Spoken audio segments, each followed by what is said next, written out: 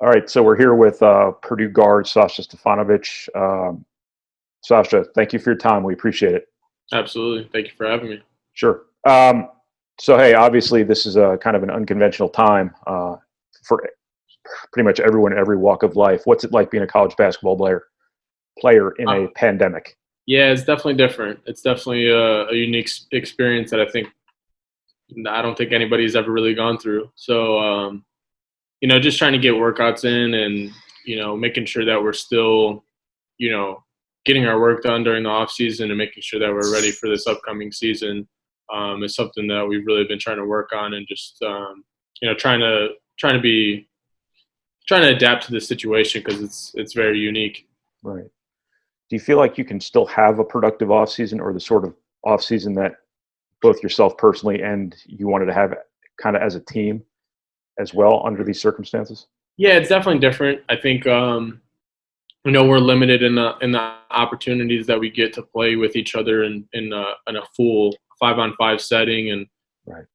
really getting after each other competitively. But we've been doing it in different ways. Where in shooting workouts and in the weight room and everything, we're trying to be competitive and trying to get after each other. But we are limited in some ways. I think it's just the nature of this, and but we're still able to get ourselves better each day and try to just improve and get to the point where we want to be heading into the season. Right. So, if I understand it correctly, you're kind of working out in like 5-man circuits kind of thing. Yeah, a little Is that bit. accurate? Yeah, we're kind of yeah, you're right. Five people per session, I guess it Right. is, and just doing as much dribbling, shooting, stuff of that nature, where we're still able to maintain those protocols and everything like that, but still get our work in. Right. You know, Oftentimes an important part of the off season is just a team being around one another. And obviously, there's only so much you can do right now. When I'm not even sure you guys can all be in the same room at the same time at this point. How do you team build kind of under these sorts of circumstances? Yeah, I think we've been doing a really good job of constantly communicating. I mean, Right. we're not able to see each other all the time through in-person contact, but with today's technology, there's a lot of ways that you could communicate. I mean, Right. this Zoom is a big thing that Exactly. yeah. So Right. Zoom is a big thing that we've been doing with just team meetings. We've been playing games sometime on here, and just different things where we're group messages and this and that, and just kind Right. of either messing around with each other, talking about real topics that are going on in this world, or just whatever it is, whatever in between that. We've been doing a good job of just maintaining that team bond, and we got a lot of new guys, so it's you really want to make sure that they are immersed in our culture and everything right away, and making sure that they feel welcome. And I think we've done a good job of that. Right. And that's probably the most important part of the offseason, getting the new guys Yeah. assimilated, right? And you still have the opportunity to do that. Yeah, absolutely. I think this is a different situation, obviously, for them. Nobody's really been through this, and Right. um, they don't get the luxury of going, in practices and everything like that. But for me, like when I came in as a freshman, I think we had such a unique experience too, where we were able to go full practices all the time. So it's a complete flip of that. Right. Right. Right. They've done a really good job of just adapting to the situation and kind of taking it in stride. And it's different. They I'm sure their heads are spinning every once in a while, but it's something that you got to overcome. Yeah. You've probably heard your coach say 200 times in your life that you learn a lot about a team when they go through adversity. This obviously isn't easy. This qualifies as adversity. What can you kind of learn about yourselves when, like, you don't have your locker room and you just kind of have to make the best of it? And, there's so many obstacles in the way of what you would normally be doing. Yeah, it's like I said, it's just different. It's weird, but it just shows, it's the team that has the most, that are united the most, Hmm. that have the most, mental toughness, resiliency. Like all of those characteristics come into play when you're in a situation like this, because you don't know. It's kind of the unknown on, you know, whether or not you're going to have a season, whether or Right. not you're going to be pushed back or no crowd. this and that. It's such a weird thing that nobody's really had to deal with. And you always talk about being tough and being tough on the court, but, you know, being in this situation, you got to be mentally tough because you don't know. There's a lot of unknown things, and you got to, you know, I guess it's cliche, but just take it one day at a time, you know, just making sure that you always continue to keep getting your work in as much as you can, as, you know, doing whatever home workouts you could do, Right. You're able to go outside and go for runs, do the outside workouts, or go in the gym, and if you have that capability. But those are the teams that are able to do that and do that together and constantly work hard. I mean, that's going to be the major thing for us, and I think we've done that really well. And it was probably also a pretty important time in the spring too, even when you guys were scattered, when you aren't around one another, your coaches aren't around you, your strength guy's not around you, your nutritionist. You're all kind of accountable to yourselves, right? And everybody kind of had to be accountable, had to sort of grow up quick in some cases, right? Yeah, absolutely. It's a weird situation that it's all about, you know, self accountability, and that's something that we've really been trying to work on, and being, you know, just mature in these situations, because everybody's got to deal with it. It's not just us, you know. It's not a one person situation where you're being singled out in this thing. I think it's, you know, it's obviously everybody. So the team that comes out of this situation being the most mature, they're going to be fine. And we really have made that turn, I think, these past few months, and, you know, realizing what we have to do and how we have to do it to be successful. Right. So kind of tell me about your spring. What did you do back home in Crown Point to kind of stay on top of things? Yeah, initially it was tough. You know, obviously you can't really do anything, and you know, luckily I have a basketball hoop outside my home in Crown Point. So the rough part, it was really cold out during those times. Yeah, so I'm sure. As much as I can, I'd go out there with my brother and my dad and just kind of do, you know, driveway workouts. Me and my brother would do random, you know, in-home YouTube workouts that we would find. And Gavin Roberts our strength coach, sent us a lot of good in-home workouts that we could do if we didn't have any. I didn't have any workout equipment at home, so I was just kind of doing a lot of body weight stuff and, you know, trying to do whatever I can. I eventually found through a mutual friend, a barn that they had a basketball hoop in, so I was able to kind of shoot in a sort of indoor facility. That kind of helped me out a little bit there for about a month or so. But yeah, it was definitely different. It was I kind of got used to it, and then, you know, you start to get kind of in a routine and everything like that. But you know, it was nice to be home for a little bit, because you never really.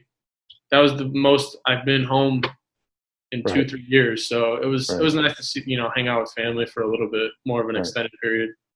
Do you actually have a gun machine at home? No, I don't. That would be. I thought I saw something on. I must have completely misremembered that. So that barn place did, though. So okay. Yeah, so I was able to have that, you know, that machine where I was able to get up a lot of shots. But yeah. If I had one at home, I'd better be the best shooter in the world. Right. I talked to Eric Hunter a couple weeks ago, and he said you and him are trying to be the leaders on this team. What does kind of leadership mean to you in that sense? Yeah, I'm definitely taking it really seriously. I think I never really thought I would find myself in this position when I ever committed here, to be quite honest. But yeah, it's something that I've always dreamed of being in this position where, you know, I'm one of the oldest guys on this team, and I want to step up in that role and you know, lead our guys and do whatever I can to make us, you know, top of the Big Ten.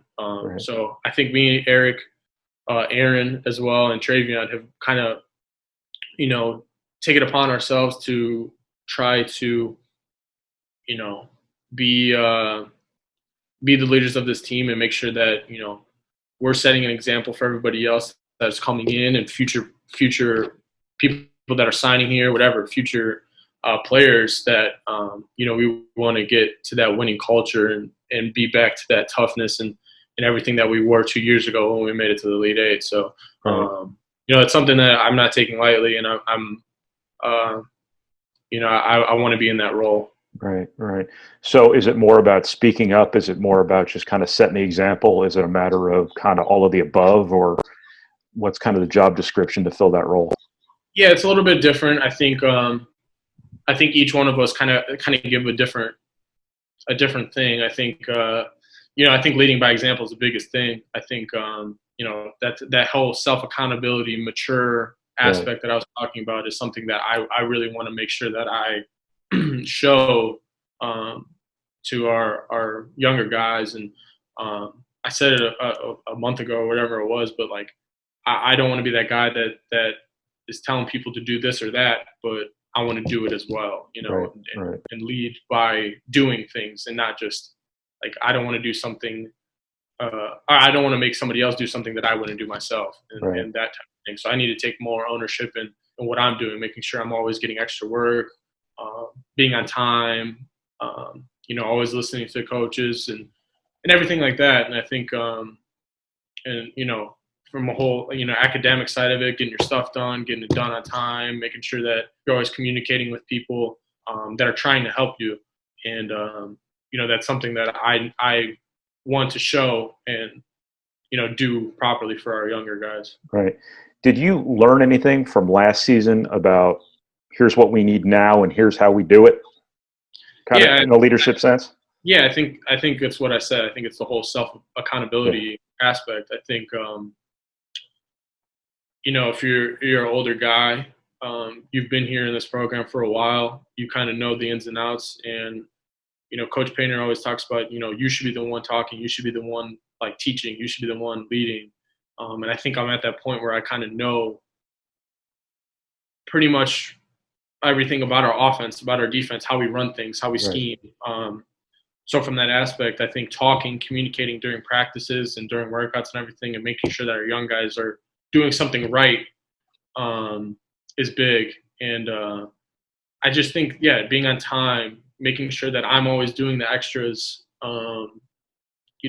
those things always, if my teammates have issues with something, listening to them and making sure that, hearing right, hearing right, what they're saying and everything like that.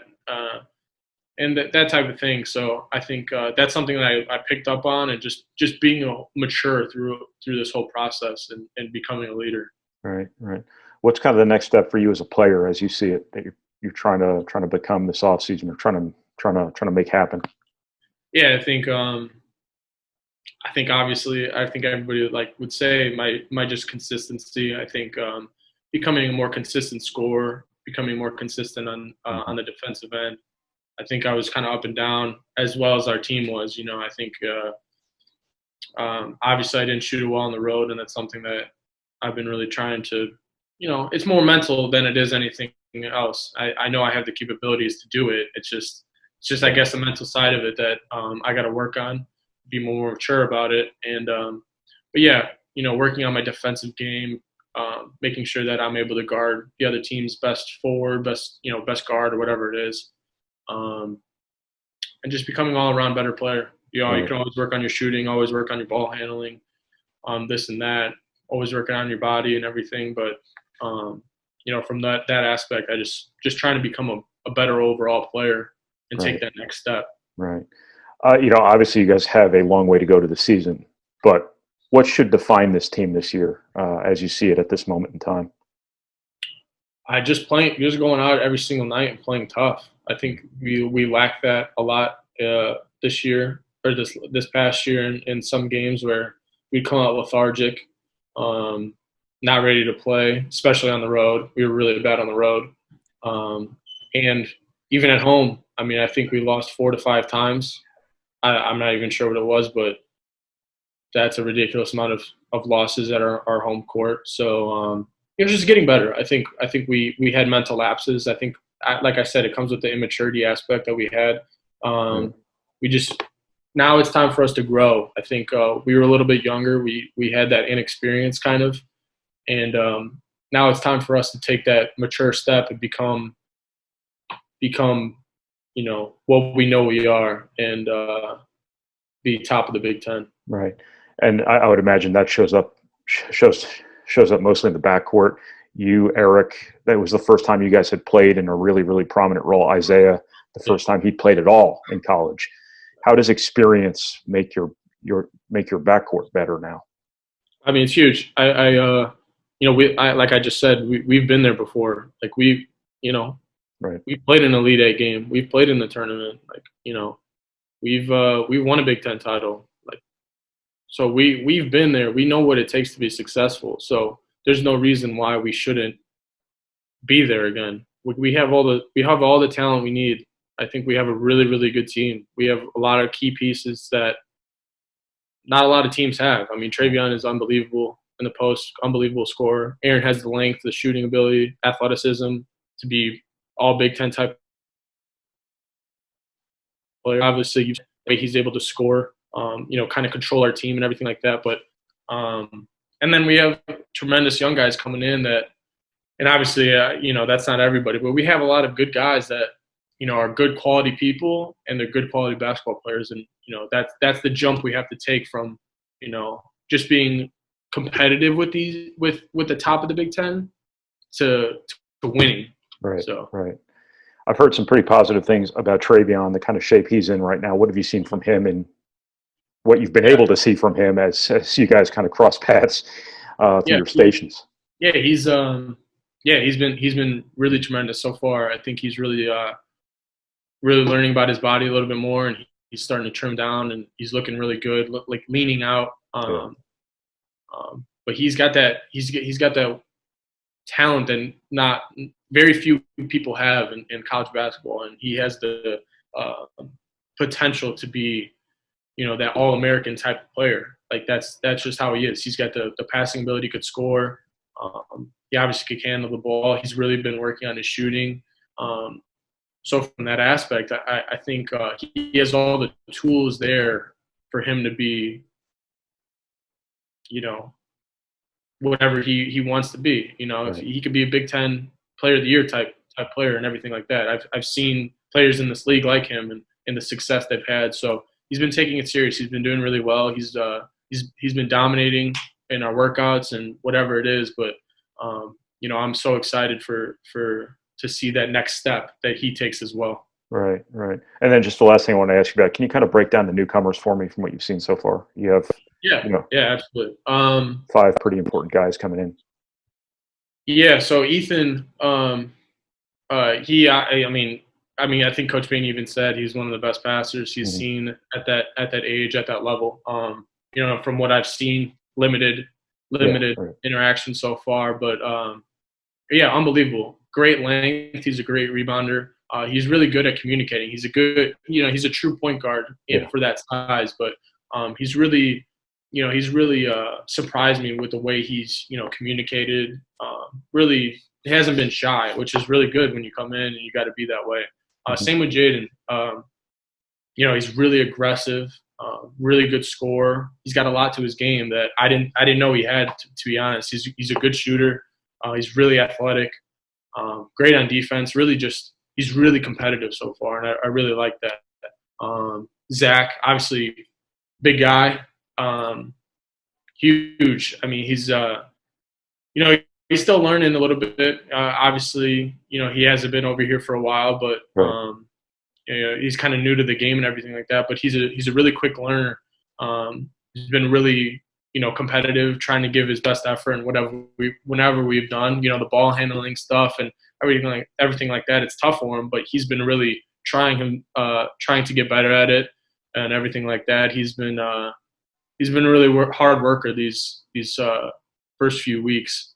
And then we got Chase and Carson, our 2 walk-ons as well. And both of them are really just smart guys.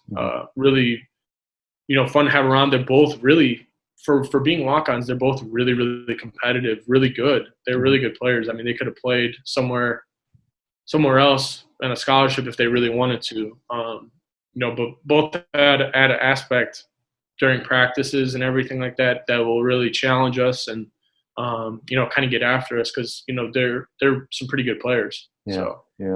What about Brandon and Mason coming out of their Yeah. redshirt years? Obviously, you have a little bit of shared experience with those guys since you redshirted as well. What did you see from them from day one to day whatever the hell it is? Yeah.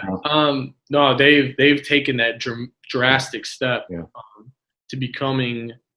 They really worked on the things that they struggled at initially during that redshirt year. I've said it before, but I can't wait to play with Brandon. I think he is a terrific scorer, so athletic, great shooter. He's going to be one of the best shooters in the Big Ten. Just his ability to make plays and everything like that on the offensive end, and then defensively, really gets after you. Really will make it tough on you to get comfortable.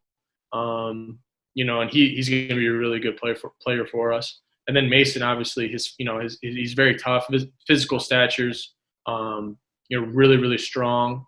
Could play multiple positions. Could really shoot the ball. Probably our best rebounder, to be honest, for being undersized. He really crashes the boards, and he just kind of embodies what Purdue is about. That whole toughness, play hard aspect. He gives it 110% every single time that he goes. So. Those two guys are going to be really key for us and play a lot of minutes for us and add a different dimension to our team that we might not have had. So. Right. Well, great, Sasha. I think I could talk to you all day about stuff, but I'll cut it off there. I don't want to take up too much of your time. I really appreciate it. I'll bet it was nice to come into a room for once without getting your temperature taken here. So, thank you, sir. I appreciate it very much.